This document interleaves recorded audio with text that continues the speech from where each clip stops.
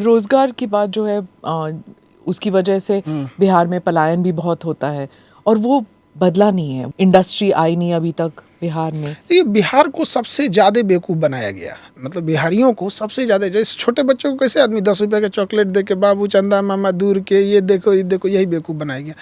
बिहारियों को ये कह के बेवकूफ़ बनाया गया कि यहाँ इंडस्ट्रीज़ नहीं है। कौन सा नॉर्वे में इंडस्ट्री लगी हुई है?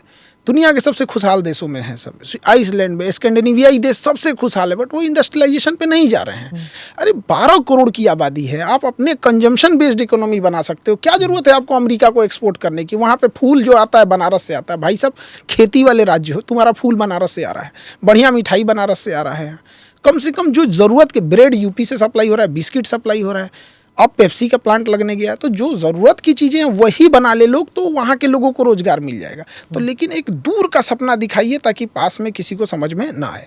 तो वहाँ बिहार में सबसे बड़ी जो कमी है वो वहाँ के लोगों के पास पैसे नहीं है, और पैसा बहुत मायने रखता है किसी के लिए। अगर कोई किसी के होटल है, वहाँ पे सारा मेहनत एक कारीगर का होता है जो नीचे किसी किचन में बैठ के काम कर रहा है, उसके पास पैसे नहीं है, इसलिए वो होटल के वो कारीगर का काम कर रहा है। जिस दिन उसके पास पैसे आएंगे वो अपना होटल खोल लेगा। सारा खेल पैसे की चल रही है यहाँ पे। सैलून की दुकान पे कोई बाल काट रहा है, उसके पास पैसे आएंगे, वो अपना खोल सकता है। तो वहाँ पैसे का अभाव तो है। कैसे होगा ये फिर? कैपिटल देखिए, सरकार को कुछ या कोई एजेंसीज को पब्लिक को कैटर करना चाहिए, उनको वेल ट्रेंड देना चाहिए, फिर उनका एक एग्ज़ाम लेना चाहिए जो प्रैक्टिकल बेसिस पे हो और थ्योरी बेसिस पे हो। जब वो पास हो जाएं, उस लेवल के आ जाए कि इनके पास ये जानकारी हो गई। जैसे सपोज कीजिए कोई गाय पालना ही चाहता है, उसको पता ही नहीं है कि 30 लीटर पानी पिएगी तब जाके 10 लीटर दूध देगा। उसको 30 लीटर पानी उसको समझ में नहीं आ रहा है, वहाँ पे उसको छोड़ दिया है वैसे ही कि कब उसको कैल्शियम देना चाहिए, कब नहीं देना चाहिए। उसको कोई आइडिया नहीं है, पाले जा रहा है वो। कोई भी चीज़ बिजनेस खराब कर रहा है वहाँ पे। तो जब उसके पास चीज़ें आ जाएं, उसके पास नॉलेज आ जाए, तो उसको आप एक लोन के फॉर्म में दीजिए, और लोन पैसे के रूप में न दीजिए। जिस चीज़ के लिए वो लोन दे रहा है, एक पूरी एजेंसी हो, वो चीज़ उसको प्रोवाइड कराई जाए उस बिजनेस में, ताकि वह तो एक तो वहाँ के लोगों पर पैसा नहीं है।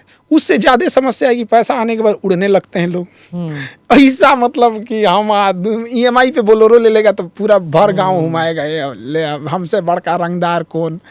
आप अपने धंधे में नहीं लगाएंगे। नहीं, रंगदार मतलब एक तरह से गुंडा, तो इसको शान समझ रहा है, हमरा से बड़का रंगदार कौन। मतलब समझिए क्या लेवल जा रहा है यहाँ पे। आप समझिए वहाँ के लोगों की मेंटेलिटी कैसे खराब कर रहे हैं। तो वहाँ एक तो कैपिटल खराब कर दिया लोगों के पास। लोन, अब वहाँ के लोगों को अगर इनकम लोन दीजिएगा तो इनकम समझ जाते हैं उसको।